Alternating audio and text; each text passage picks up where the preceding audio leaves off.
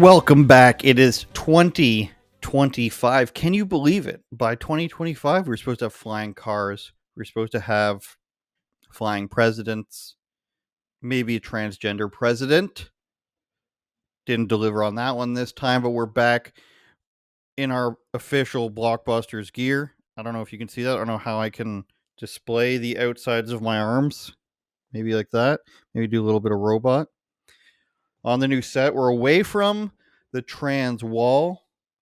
We're away from the windows. We had cars driving by before. We had a very questionable pink and white wall behind us. There's a crack in the window I was sitting by. So it was cold. We've corrected a lot of stuff. We corrected the lights. We have less of a calamity behind us. And if you're an audio only listener, you're going to want to check it out. But we appreciate you checking it out with your ears. A debate that we actually missed over the new year, and I hope you had a wonderful Christmas and New Year, or maybe a Kwanzaa. What we missed was this whole H1B debate. And we all know that there's two sides to this in the conservatism sphere. There was, let's bring over the best and brightest from all over the world, whether that be Nazi scientists, whether that be Indian engineers, whether it be Hong Kongese chip makers, for example, and not potatoes. And then there's the other side, which is, why can't we do that here? Why aren't you investing in American people? Why do you get to pay half price for your labor just to accomplish your company's goals? So those are the two sides, essentially. And now I think we're seeing a bit of a different Elon out of this. What we're seeing is an Elon who really doesn't want to be criticized.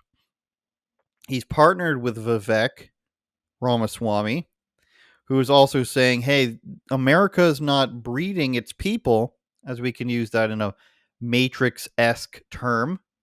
They're not breeding its people to be computer engineers, rocket scientists, Tesla car builders, and all the other things that certain people would benefit from. People took offense to that. Then there came an announcement that people's accounts would be deboosted, and that struck a chord with a lot of people. There were already claims, which I can't prove, of course. I'm not going to go and prove. Owen Schroyer was one. All these Groyper guys were others, saying that they got either suspended or had their check mark taken away or demonetized. I think the Myron Gaines guy was one of the guys who said he was demonetized. You know, the Fresh and Fit podcast host. I can't prove any of that. Maybe they can. But what I can for sure tell you that I saw an Elon Musk getting more and more angry with his user base for disobeying him. You know, there's a lot of replies on Elon's posts, more so than ever, I think, that are kissing his ass. They're saying Elon is the greatest. They have seen that there is a path to success through agreeing with what Elon says. So they'll say, Elon, you're the best. Elon, this, that, and the other, no matter what it is. And that has increased tenfold. And I want to point out this tweet that was made to Elon by Savannah Hernandez. Now we're working with extra screens here. I'm actually working with the screen behind me, if you can imagine. And it's a wild case we're working with here. I'm gonna make that bigger for you. So it's a tweet from Savannah Hernandez, who says, the problem with the new deboosting negativity campaign is that it's up to Elon Musk to now decide what is negative. This is the exact way censorship began on Twitter 1.0, which ultimately led to doctors, scientists, journalists, and everyday Americans getting censored. Also, notable that this happened immediately after many effectively countered his views on HB1, and then either had their accounts removed or lost blue check marks. So that's an obvious problem. Notice I'm looking behind me because I'm working with a second screen. We'll get that worked out. That is an obvious problem. Now, what did Elon do? He did not respond and say, hey, listen, we're not going to be censoring anybody. We're not going to be um, deboosting you. We're not going to be. I am not the arbiter of what is and what is not negative. These are not things that I want to do. What he did end up saying, however,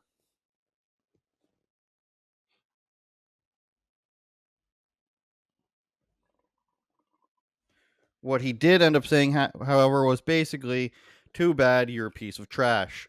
For the bright sparks out there, no changes have yet been made to the algorithm. If you're wondering why you're not getting more views, look in the mirror. Any changes we make will be posted publicly. So Elon basically says you're an idiot, Savannah. If you're having problems, if anyone's having problems now, it's because you suck and you need to look in the mirror. That's not the soft Elon we've been used to. We've been used to Elon saying Trump is great and America first. And, I love X is the greatest platform and we love you. And now he's saying you're actually stupid. And if you're not getting the views, it's because you're ugly and we haven't made these changes yet. I have a fundamental problem with a operator attacking his fan base, his user base, like a sports team. Elon compared America to a sports team when he said we need to bring the best players. Well, what an owner does, or a general manager of a sports team, it does not call the fans that disagree with him retarded. They tend not to do that, right? And unlike a sports team, America pays the salary of the owners in the front office. A sports team is not paid by the players. The players on the team do not get to boss around the general manager or the president or the owner. It's the reverse. Whereas in a society, people do get to do that because they pay their bills. Now, if you're a sports team and you think that your players are underperforming and are overpaid, yes, you will go elsewhere. You'll get that Cuban pitcher, you'll get the Japanese pitcher. You will pay them less or more.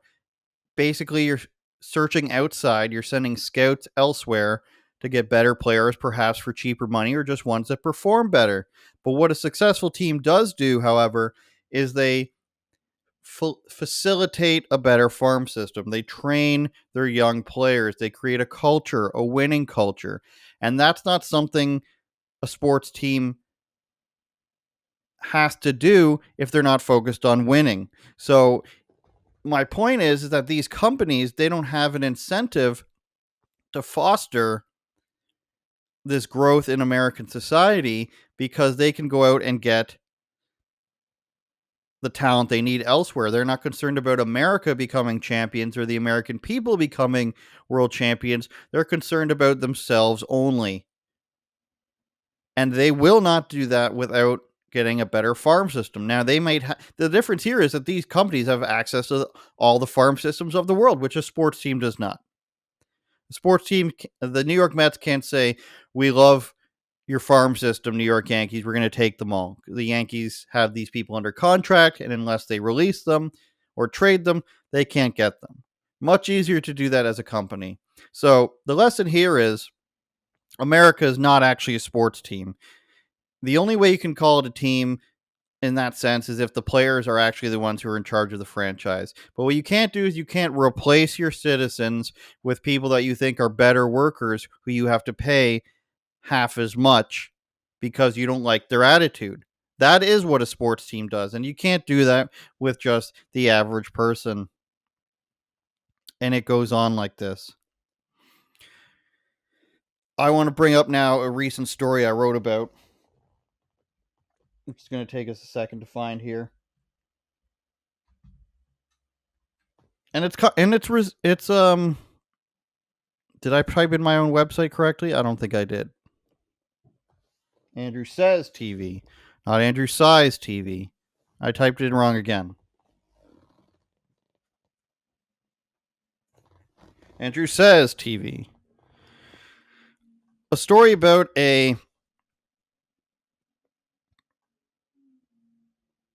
um a, a California girls track team, a California girls track team that has a boy on it. It's you love running, you love all these things to do with running. You're big time running people. Look at this behind me. Look what I have to do here. I have to sort of slide this up and make sure. So what we have here is a cross country team that's been invaded by a boy, essentially. And when the girls complained about it, they were told they were being Nazis. And I'm not even kidding about this. Let's read the story. And it says, San Francisco Chronicle writer says Save Girls sports shirt are transphobic. Claims not all women have XX chromosomes. So this comes from a story where two female high school athletes were suing their school district over the very same shirts that they wore being likened to Nazi symbols. Those shirts being the ones you see here. Let's say Save Girls Sports, right? So they wear these shirts because there's a boy on their team, and they get told they're being Nazis. The girls wore the shirts in protest of the male athlete participating in female athletics who actually bumped one of the girls off their cross-country team. The students claimed their athletic director said wearing the shirts around a transgender student was like wearing a swastika around a Jewish student. Now, I don't know about you, but I'm having a hard time connecting boy v. girl with Nazi versus Jews. I'm just not seeing the connection here. Maybe there's equal animosity between boys and girls. I've yet to see the female murder mass systematic whatchamacallit against boys, but maybe that's what they feel. That's what they feel. We can't deny their truth on that one. A subsequent Riverside Unified School District board meeting, that's a mouthful. Saw another cross-country runner say the school had stabbed students in the back after they expressed concerns over boys being in their change room. I've been around the female athletes and my team in general have felt almost silenced to speak out about it because the whole LGBTQ thing is shoved down our throats. It is put in our face, the young girl explained. And I think we can find the video of this girl. Yes, we can. Let's watch it here.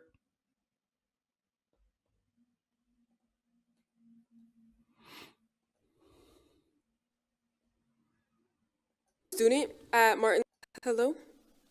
I'm a student at Martin Luther King High School, and I run on the cross country team.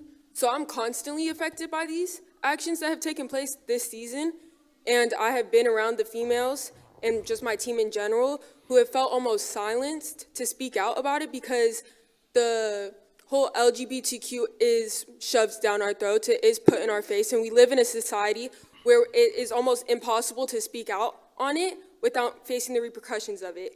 And I went myself to have a discussion with the head of the athletic director when nobody really felt comfortable enough to speak out.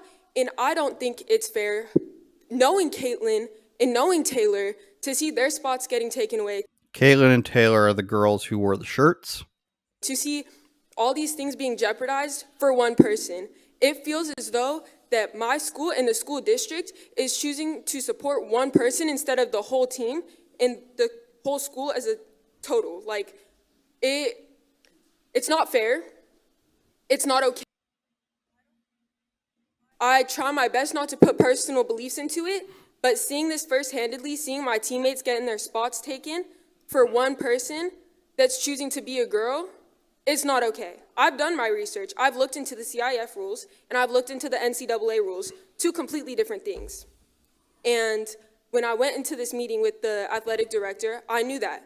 I knew that going into it, that teachers and coaches and people in the office can't speak on personal opinion. And then to see the athletic director turn around and tell my teammates that their shirts that say Save Girls Sports be compared to a swastika, that is not okay. These girls feel silenced, they felt silenced, and when they finally spoke out and did something to go against it and speak out, not directed towards a single person at all, they were completely stabbed in the back by the person that we were told would support us and be able to help us through this. So that's the backstory there. These girls wanted to, literally save their own sport at their own school and get their friend back on the team because the spot had been taken by a boy, and they got basically told that they were scum, which is always a feeling that a girl loves to have from her teachers. Now we go back to where we were in this story. There's an article from the San Francisco Chronicle. This writer asked, is this the next mega hat? Transphobic apparel is the new hotness. Now we can discuss probably at length the ridiculousness of that, but I wanted to show you the type of stuff. I wanted to show you the backstory here of what they were saying about these young girls, what happened to these young girls, and now what some writers are saying about them.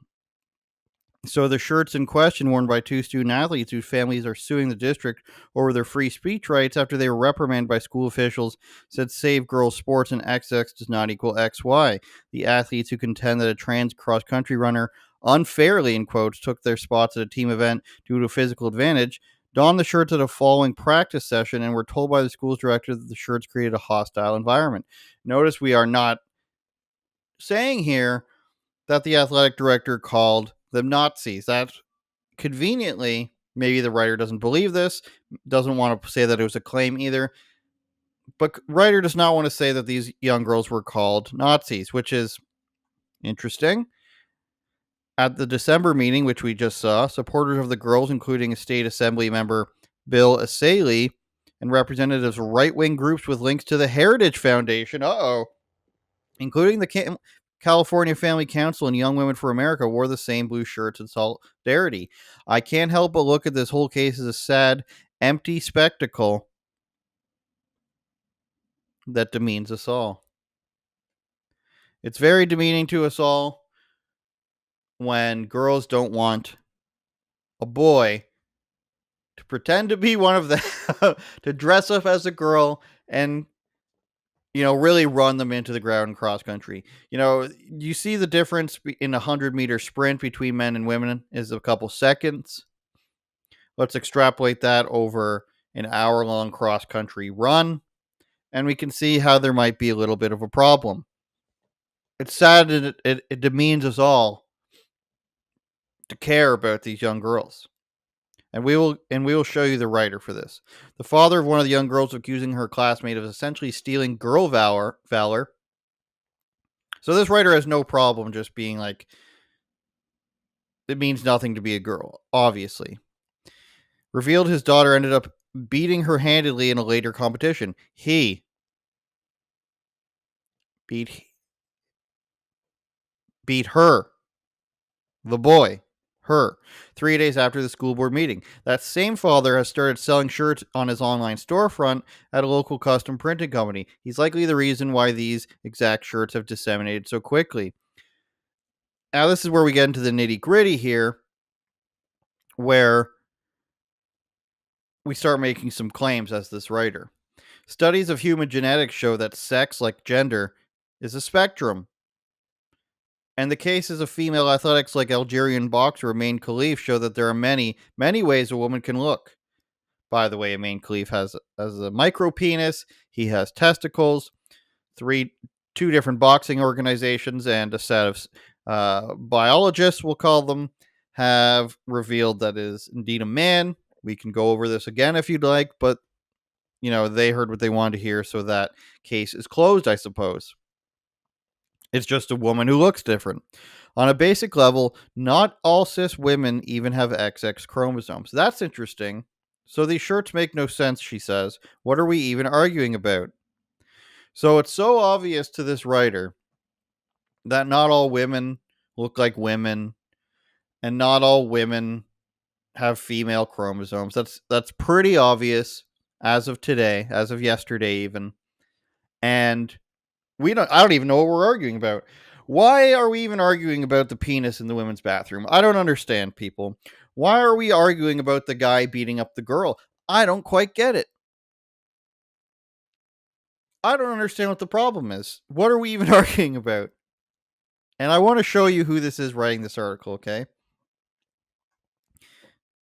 She goes on to say, these shirts don't represent that everybody's transgender, but this person's name is Soleho.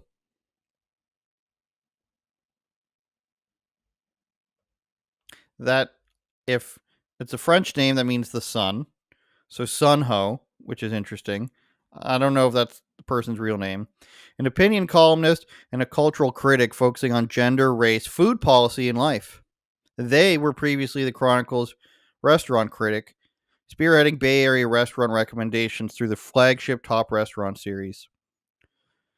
Latest article, I attended a secretive anti-trans dinner in San Francisco and then I puked.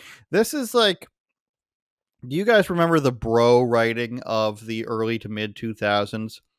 Tucker Max, crack.com, stuff like this, even maybe some video game sites at the time. It was very like edgy and full of cursing, and it spilled over into Vice and all these programs that eventually, or places that eventually became ultra woke. IGN, Cracked, Vice, these places all became ultra woke. And then we have even seen the inverse of that now. This girl thinks that she is a bro girl writer. But for extreme left wing politics of their own. So they condemned like the bro culture for years, and now they have inverted that into ultra feminist, ultra pro trans diatribes using the same. I went to this thing and I puked. What are we even arguing about here? Men versus women? What is this? This guy's just printing shirts. He's just full of shit. This is in mainstream media newspapers. This person's been printed in the Washington Post, which we can kind of see. It's behind a paywall, but we can see the title. Soleil Ho is a young queer woman of color who wants to redefine food criticism, and that's okay with me. I'm okay with that.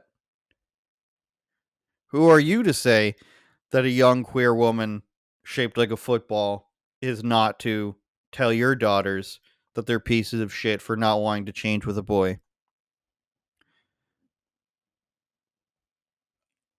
I just want to keep going over the story of this person. It's interesting. If you want to attack teenage girls for having a problem with boys in their change room, then I think that anything you've said is up for grabs.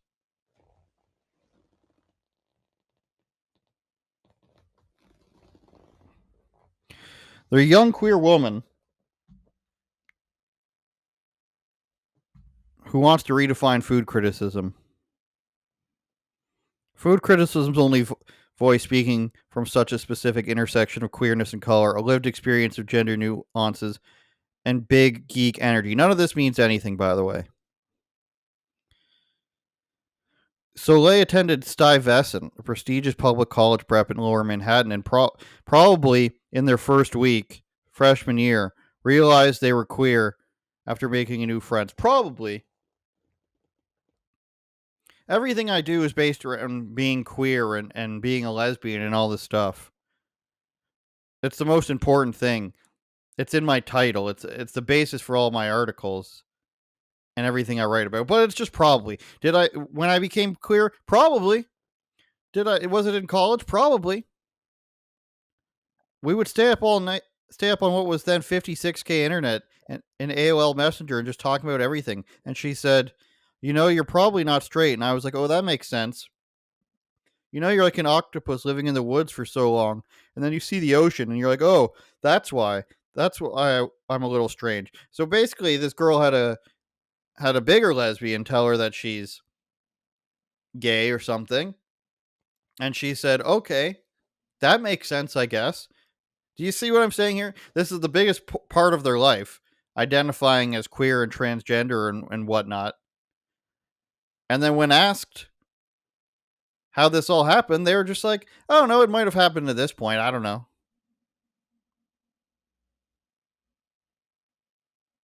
This person got naked in front of me, and that's basically, I guess, what happened. Maybe easily convinced people here, and it goes on like this. Let me show you one of the best parts that I found. This is from,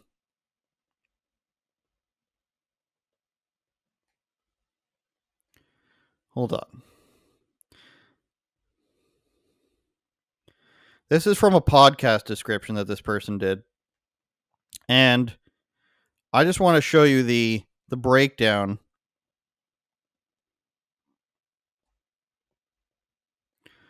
of the type of thing that this person's talking about.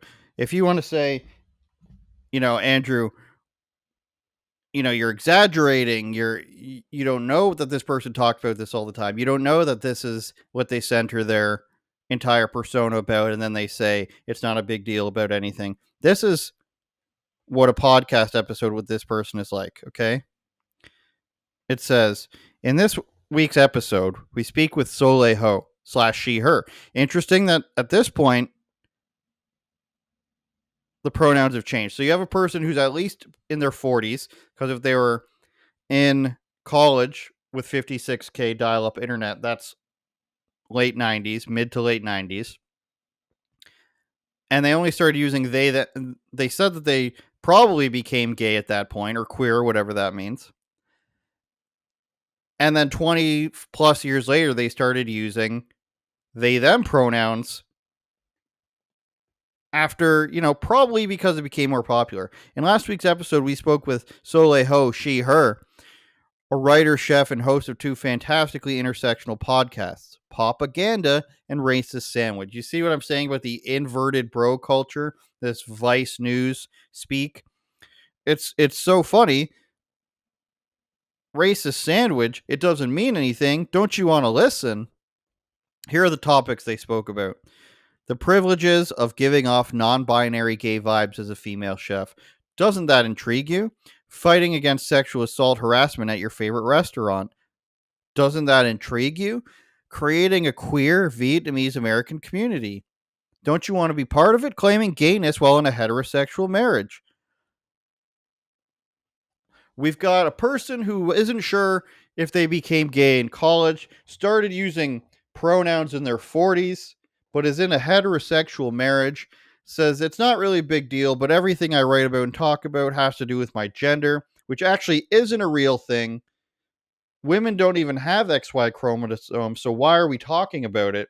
Criticizing teenage girls for not wanting to see penises in their change rooms and have men on their teams to get their friends kicked off of the team. What world are we living in?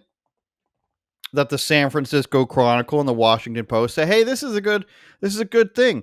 No matter who these people are, and we see the same thing with the H-1B and immigration, illegal immigration problems. We're seeing more and more that people just flock to their own. Someone who works at Washington Post thinks that this person is a great writer. Somebody at the San Francisco Chronicle says, this person who says they don't care about anything, but it's their whole identity. This is a great writer. Somebody who hires illegal immigrants and then they hire their illegal immigrant friend. They think that's a good idea. An Indian business owner who only hires 18 Indian people to work at a place in Midwestern Kentucky, that's not a problem either. But it's a problem when actual American citizens do this stuff. It's for some reason it's a problem. All these things that people talk about being culturally important to them, it's just so they can make money. It's just so they can make money. Oh, I need to be around people who are the same as me. I need a black doctor. I need a Hispanic doctor. They understand me more. It's just about giving their friends money. If Dana White and the Nelk boys sat there and tried to be like, we don't like it has nothing to do with us liking each other. It has nothing to do with our interests, both being right wing, reaching out to young people, all this sort of stuff. It has nothing to do with that. Would you believe them? Would you believe this thing about this writer just happened happened to work for this company and making these arguments. I don't think you would believe that. It's all these people want to do, and they do this in the video game industry. We've talked about this before. They just want to hire their friends so they can have, you know, that queer nerd orgy, so to speak. It's an orgy of thoughts. The thoughts are like, hey, aren't these teenage girls pieces of shit? How does that avocado toast taste? Can we go to this pussy hat march? Can we call somebody racist today? These are all just flowing ideas within these communities, especially this weird far left trans adjacent community, I guess you can call them. This person's not really trans, they just kind of want to be, so they call themselves queer and go by they them pronouns. It's all just ideas they're throwing out. And if anybody at all has an issue with their opinion, they're pieces of shit. And that's the weird defense that we live in. These people, these theater students, they work in government, they work in immigration offices, they work at mainstream media outlets that may have once been something worth hanging your hat on. But at some point, it becomes a bunch of lunatics running something that gets hundreds of $1 million pumped into it. This is what's happened to the video game companies, especially, and the movie studios, especially. And the people at the top say this is just a trend, so let's hop on it. And then these people end up usurping and taking the entire company. Actually, sir, you're a racist. I'll need your job, and if you don't want to give it to me, if you don't want to give in to my indigenous ways of knowing, we're going to put out a public smear campaign against you. So what does this girl do? After talking about what was this topic? Queer adjacent things in a restaurant, fighting against giving off non-binary gay vibes as a female chef and the benefits of that. And then just like, let's try to help ruin these teenage girls' lives. I get that it's just an opinion, but unless you think, you must think your opinion carries some sort of weight if you do this for a living. And you're going after teenage girls. I don't understand. Maybe I'm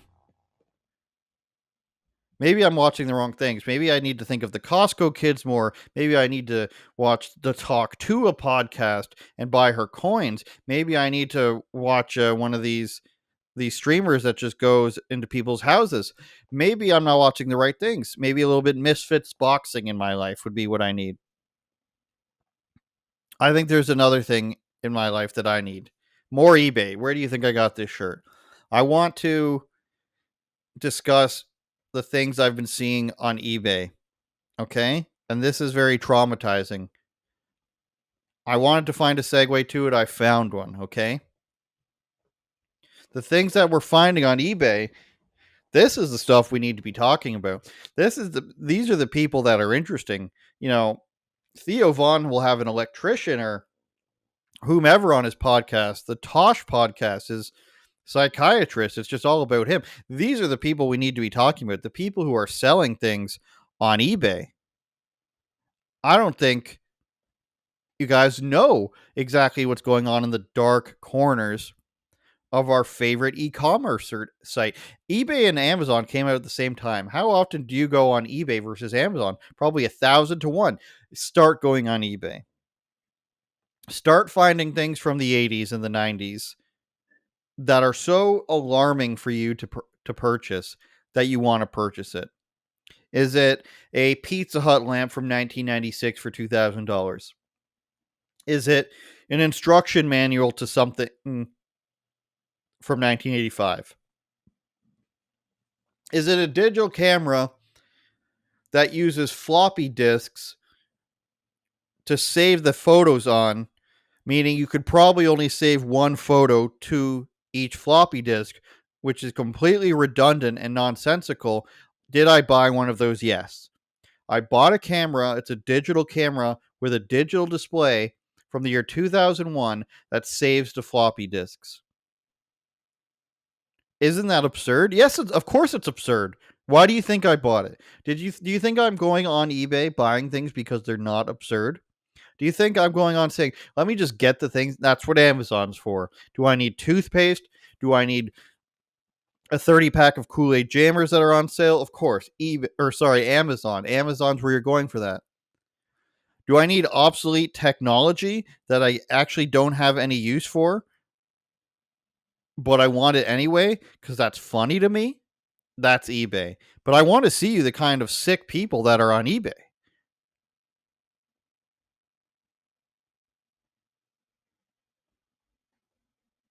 Erotic movie lot, Blockbuster video, VHS, clamshell rental case, 90s, and receipt. You're not dreaming. You're not dreaming. Let me read that title for you again. Erotic movie lot, Blockbuster video, VHS, clamshell rental case, 90s, and receipt. Says the guy with the Cincinnati Bengals logo. Let's take a look at the photos, shall we? Here's his 4 or 5 movies he's got. Not as interesting until we take a look at them. This one is called Private Lies. I'm going to lean in and read this for you. Okay, that's just an FBI warning. It's a previously viewed pornographic VHS tape from the 90s. And this guy not only wants to sell it to you, he's proving to you that he bought them with this receipt.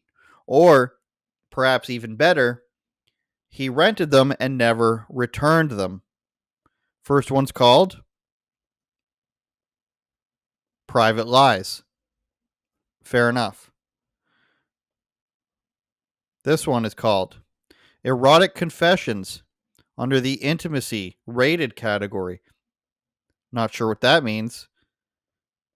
He wants to prove to you that this is an authentic case. He shows you the back, which has a generic disclaimer on the back that says, if you have any questions as to the content or appropriateness of this title, please ask any Blockbuster assistant to assist you, associate to assist you. Excuse me, Jim, who would be wearing my very shirt right now. I'm concerned about this title, Erotic Confessions. I was looking to rent a pornographic videotape from Blockbuster on a Friday night. And the title of this VHS disturbed me.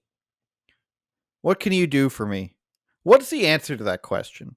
How many people have actually asked a Blockbuster associate or called their hotline, which I believe was on the back there? No phone number. We want to make our pimply teenagers at Blockbuster uncomfortable by getting you to ask questions about this title. But it doesn't stop there. Our next one, a 5-day rental. Hotline, Red Shoe Diaries, 9. This was a TV show many people are familiar with from the 90s. With Lynette Walden. David Duchovny, of course, is in that, if you recall. 3 Tales of Passion. Gino, I guess that's the first tale. A woman travels to Paris to reinvent herself. Hotline. A woman's job at a phone fantasy company has an effect on her husband. Love at First Sight. A roofer and a gardener take their passion to a new level. Rated R, 2001. Do you have a problem with that title, sir? Go see your local Blockbuster associate. This one's just called Romance, and it's subtitled. I mean, you're really taking a gamble on this one. You're going to Blockbuster, you're spending your hard-earned cash. It's 1995, you're probably working at a factory. You're just like, I need to unwind. I need to find my best erotic tape at Blockbuster. This one just says Romance. Do you take the chance at $2.99 and possibly the late fees? Are you taking that chance, America? I think you are. A woman's quest for fulfillment leads her through a series of sexual adventures in French with subtitles. Also recommended, Live Flesh, Kama Sutra, Sex and Zen from 1999. Rated R for language and strong sexual content. This guy rented a French dubbed porno from Blockbuster that was just called Romance. Are you starting to see what I mean by you need to be on eBay? You need to see what people are just putting out there. Because when I search for Blockbuster and Blockbuster t-shirts, this is the stuff that comes up. Now, what was this guy's name again? John Madden 77, perhaps a play on John Madden. But not only does he want to show you the pornos he rented in the early 2000s, maybe the 90s, I think early 2000s, we know at this point, he needs you to know that he has a receipt to show for it. It's a faded receipt, and if we look in close, it's in Cincinnati, Ohio. So this is where you could be saying, hey, maybe this was a guy that just found these and or it was his grandfather's or what have you, and he wants to sell them, but he's got a Cincinnati Bengals logo. This is in Cincinnati, Ohio. You can see the name of the Blockbuster here, or the phone number here on Warsaw Avenue. I'm not sure why he's got no money due. Perhaps this was a free rental on November 29th, 2001. The name is Bad Film Account. I'm not sure what's happening there. But he's got the receipt. He's showing you what he's got. This is the outside. There's some wear and tear. In the background, he's got his, mugs, old mugs. I'm trying to show you that. He's got a bunch of old mugs filled with pens. He's hard at work, everybody. In fact, he's taking a slightly different picture of the same thing twice and putting it up there. Here it is. I'm more interested in what's in the background. A bunch of boxes. He's clearing out the old boxes. And those old boxes just happen to be porno rentals from Blockbuster. And now, is this not something that interests you? If you're tired of the H-1B visa debate, you're tired of men and women's sports and all these other problems that are happening in our society today, and you just want some good, not clean, but good, probably dark fun,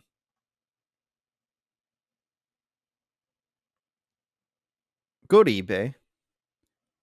Whether it's ebay.com, ebay.india, where I'm sure you'll find interesting things. Go check out what these people want to tell you. There's no reason why I should be hoarding this fun to myself.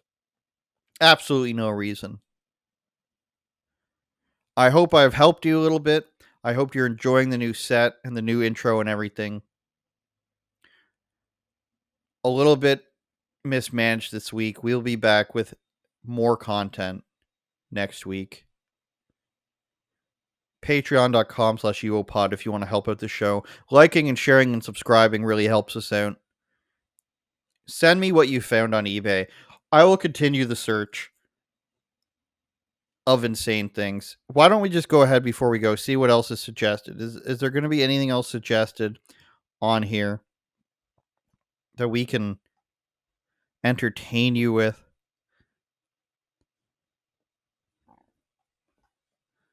Related items, horror movie lots. Super rare. That looks like a legitimate movie though, so I don't know. Let's take a shot at this one. Let's see what these movies are before we go. Out of the Past, One Good Cop, Trapped in Space, Air America, Terms of Endearment, I've heard of that. Shadow of a Doubt, Soldier's Sweetheart. Nobody's, I hope this guy, I hope he sees it. Maybe I should reach out to him. I hope he knows how brave he is and how much we thank him for his service, for being the guy who not only says, I'm going to post my Blockbuster porn VHS rentals that I got for free somehow in 2001 in Cincinnati, and I'm going to show you that they are indeed mine in case you wanted in case you thought that this was a joke. It's not a joke. It's a serious. How much money does he want for it, folks? He wants about $62, $40 plus 22 shipping. This is a serious matter. I need you to pay $20.33 or thereabouts, $20.75 for my porno VHSs. And I don't care who knows it.